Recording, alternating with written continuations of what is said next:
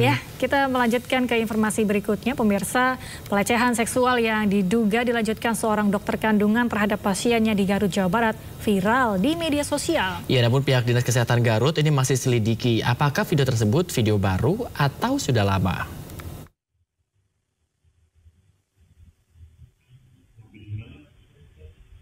Video dugaan pencabulan yang dilakukan oknum dokter kandungan terhadap pasiennya beredar viral di Garut. Aksi dugaan pencabulan terekam dari kamera CCTV ruangan.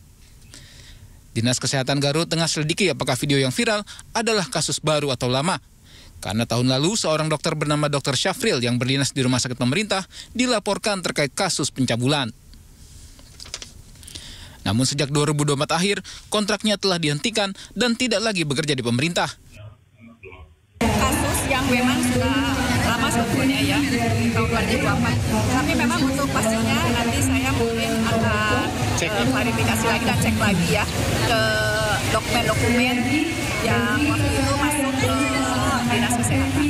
Bu, kalau korban dulu sempat lapor nggak, Bu? Nantilah saya lihat lagi ya itu teh. Sempat lapor, beliaunya aktif lapor atau kitanya yang dapat laporan terus manggil gitu ya. Nah, itu yang mungkin yang harus saya pastikan lagi ya. Karena itu kasus sebetulnya sudah rada cukup lama ya. Ya maksudnya itu di 2024 gitu. Nah, terkait prosesnya itu waktu itu nanti saya harus memastikan dulu dari dokumennya. Ya. Jadi baru viral hari ini ya, Bu? Baru viralnya hari ini? Memang itu untuk memastikan memang betul di Garut itu ya? Nah, ini juga nanti saya pastikan dulu ya, pastikan dulu. Pihak Dinkes menyatakan terus menyelidiki video yang viral adalah kasus baru atau lama. Sementara lokasi kejadian, Dinkes menyatakan tidak terjadi di rumah sakit pemerintah. Dari Garut, Jawa Barat, Ii Solihin, iNews melaporkan. Saya sih setiap melihat video itu sepintas gitu ya, tidak kuat hati gitu melihat bagaimana kok bisa gitu ya kepada pasiennya sendiri melakukan hal seperti itu gitu. Padahal seharusnya kan dokter sudah disumpah ya. Ya, ini dia nih yang jadi pikiran saya adalah ini menambah deretan lebih panjang lagi profesi yang jadi mengurangi kepercayaan masyarakat, di mana sebut saja sebelumnya banyak sekali oknum-oknum mungkin TNI Polri yang terlibat kasus-kasus mungkin ada penembakan bos rental dan lain-lain itu panjang sekali. Kemudian kemarin juga yang baru-baru ini yang masih hangat ini juga ada kasus suap yang melibatkan oknum-oknum penegak hukum. Nah, sekarang lagi-lagi pencabulan yang melibatkan oknum-oknum dokter di tenaga kesehatan. Kesehatan gitu ya. Jadi kita harus percaya siapa? Yang agama. Yang agama sudah paling benar ya. Ini tadi dipertanyakan soal apakah itu video baru atau lama, sehingga untuk mengetahuinya kemudian polisi mendatangi klinik tempat oknum dokter kandungan cabul tersebut melecehkan pasiennya. Ya, tim khusus dari Polres Garut dan Polda Jawa Barat dibentuk untuk mengungkap kasus ini.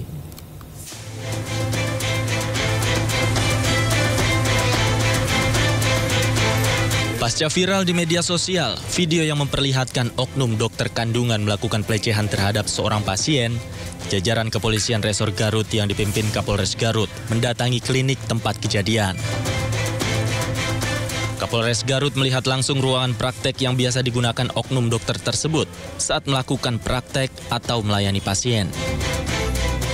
Meski demikian, sudah 3 hari ini, dokter tersebut tidak lagi bekerja di klinik yang berlokasi di kawasan Kota Garut.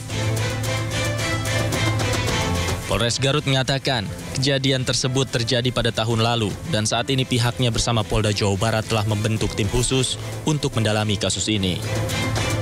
Satu inisial dokter MF itu diduga melakukan perbuatan pelecehan seksual terhadap pasiennya. Namun ini masih kita dalami. Polres Garut beserta Polda Jabar itu telah membentuk tim khusus untuk melakukan penyelidikan. Kemudian apabila nanti memang dugaan itu benar, kita masih mengumpulkan alat bukti, kita akan proses, tangani secara tuntas dan tindak tegas. Data sementara tadi yang kita peroleh itu terjadi di 20 Juni 2024, jadi sekitar 10 bulan yang lalu. Kami masih dalami ini korbannya karena memang korban sampai saat ini belum laporan, tapi Polres Garut dan Polda Jabar langsung membentuk tim khusus mendalami dan memproses penyelidikan.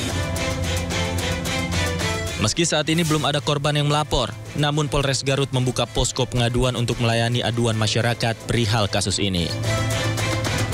Dari Garut, Jawa Barat, Iis Solihin, iNews melaporkan. Pemirsa, pihak klinik tempat praktik oknum dokter kandungan cabul angkat bicara. Oknum dokter kandungan itu berpraktik selama 2 tahun dan saat ini keberadaannya tidak diketahui. Berapa lama Bu berprakteknya di sini? Sekitar 2 tahun. Oh, 2 tahun. Sejak tahun berapa Bu? 2023. Sampai Sekarang, tapi sebenarnya kalau dari ini sudah tidak praktek lagi di sini. Itu sempat ada keluhan pasien yang disampaikan langsung ke pihak polisi. Ya, sempat ada keluhan. Kemudian saya juga sudah koordinasi dengan pihak kepolisian. Untuk selanjutnya kami serahkan kepada kepolisian. Bu merasa dirugikan nggak Bu dengan adanya viral ini? Jujur sangat sekali merasa dirugikan, apalagi bukan hanya kepada klinik saja sebagai pribadi, tapi kepada seluruh dokter-dokter juga di Indonesia, karena dengan adanya satu oknum ini, jadi mencoreng seolah-olah semua dokter itu sepertinya sama, gitu seperti itu. Langkah-langkah yang dilakukan oleh pihak klinik sendiri seperti apa? Ada tuntutan nggak ke dokter ini, ke oknum ini? Karena sudah merugikan. Kami selanjutnya serahkan kepada pihak kepolisian. Bukan maksudnya dari manajemen klinik ada tuntutan nggak misalkan ke oknum ini? Atau secara otomatis dipecat mungkin dokternya? Kalau dokternya memang sudah tidak praktek di sini lagi. Kalau untuk lanjutnya apa ada tuntutan atau sebagainya, kami akan koordinasikan juga dengan pihak hukum. Oke. Kalau dokternya nggak bekerja di sini, udah tidak bekerja, karena memang ada kasus itu, atau memang mengundurkan diri atau seperti apa? Sudah mengundurkan diri sih dari awal. Dari 3 hari ke belakang berarti? Dari sebelumnya, dari bulan tahun ini sudah mulai tidak ini sih praktek tidak praktek lagi di sini. Praktek itu sudah terjadwal, tidak khusus gitu. Jadi hanya hari-hari tertentu ini tidak, dan ke pasien juga sudah bilang tidak praktek lagi di Garut, karena memang beliau sudah tidak praktek di rumah sakit manapun juga. Jadi saat ini prakteknya gimana pun saya kurang tahu. Tapi nama dokternya masih terpampang ya di depan sana, Bu. Masih. Ya, takutnya masyarakat mengira ini masih praktek di sini gitu. Kalau untuk itu mungkin nanti kita akan coba dicabut, takutnya masyarakat juga takutnya ada anggapan negatif, kita masih menerima itu. Sementara itu, terkait kasus pelecehan seksual yang melibatkan dokter kandungan, pihak Kementerian Pemberdayaan Perempuan dan Perlindungan Anak akan memberikan perlindungan dan bantuan hukum kepada korban pelecehan dokter kandungan di Garut, Jawa Barat. Ya, berikut pernyataannya dari Menteri P3A, Arifah Fauzia. Berkoordinasi juga dengan unit P3A kami yang berada di sana, sudah sejauh mana yang dilakukan, kemudian upaya yang bisa kita lakukan paling cepat adalah melakukan perlindungan terhadap korban, apa yang dibutuhkan, pemulihan psikologisnya dan sebagainya. Kalaupun perlu bantuan hukum, kami bisa membantu mengkoordinasikan, tetapi itu sebetulnya bukan wilayah kami. Pemirsa, belum usai kasus pemerkosaan oknum dokter PPDS di Rumah Sakit Hasan Sadikin, Bandung. Kini viral video dugaan pencabulan oknum dokter kandungan terhadap pasiennya mencuat di Garut. Dan berikut anggota Komisi 8 DPR RI Atalia Praratya yang menyatakan kejadian itu menggerus kepercayaan masyarakat terhadap profesi dokter. Sangat memprihatinkan karena di tengah situasi kita sedang berupaya untuk memulihkan kepercayaan publik ya terkait dengan kasus-kasus yang terjadi sebelumnya, khususnya yang di RSHS. Kita ini sedang mencoba agar supaya masyarakat kembali pulih kepercayaan terhadap fasilitas kesehatan yang disediakan oleh pemerintah. Saya melihat bahwa ini sesungguhnya berarti yang harus dilakukan adalah bagaimana kita bisa memperbaiki masalah yang sistemik ya. Jadi kaitannya dengan pengawasan menjadi sangat penting, bagaimana kode etik profesi juga menjadi sangat penting gitu ya. Apalagi ini kan kasusnya adalah kasus relasi kuasa ya. Relasi kuasa ini yang sedang muncul belakangan ini. Ini menurut saya menjadi satu hal yang bagi perempuan seperti kami ini agak mengerikan sekali, karena profesi dokter itu adalah profesi yang kita sebut sebagai penyelamat jiwa gitu. Kita datang kepada mereka itu adalah untuk berobat atau mungkin dalam situasi-situasi yang lebih sempit daripada itu, kaitannya dengan jiwa.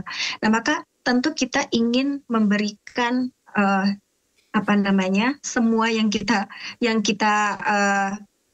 yang bisa kita berikan, termasuk kepercayaan itu pada orang yang bisa kita percaya. Nah, ketika kasus-kasus ini muncul, ini dikhawatirkan itu akan terus menggerus kepercayaan masyarakat kepada profesi, khususnya profesi dokter.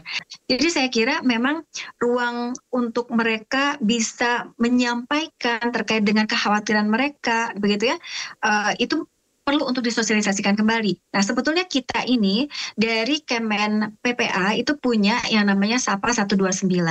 Dari Komnas Perlindungan Anak juga ada, dan lain sebagainya juga ada, bahkan dari wilayah di Jawa Barat juga saya kira ada, begitu ya. Hanya mungkin sosialisasinya saja. Dan kadang-kadang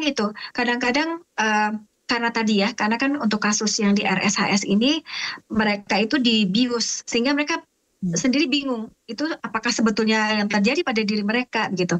Kecuali tadi ada pendampingan dari keluarga sehingga mereka bisa mendorong agar supaya yang bersangkutan melakukan pemeriksaan mandiri dulu, kemudian apabila terjadi sesuatu dia langsung melapor begitu ya. Itu kan tentu didukung oleh orang di